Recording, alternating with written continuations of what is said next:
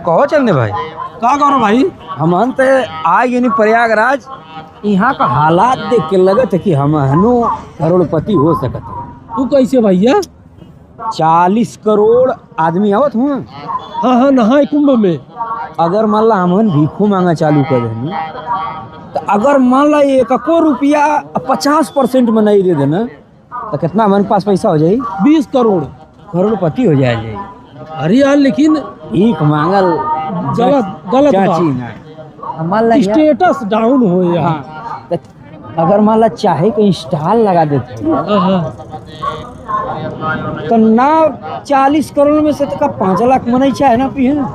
अरे बिल्कुल भी। 5 लाख आदमी अगर चाय पी लिया तब वो मन करोड़पति हो जाए। हाँ हाँ, लेकिन तो चावा छानी के। अरे यार मर्दवा, सबसे बड़ी बात बा, गैसीय स्टोपवा ले ले धरबा कहाँ? अस्कत बरी। हाँ यार, ये सब काम नहीं हो पाए। हमहन है ना गौरव भाई? हाँ, भाई जो है कुल स्टीलवा फैलाए है लोहवा।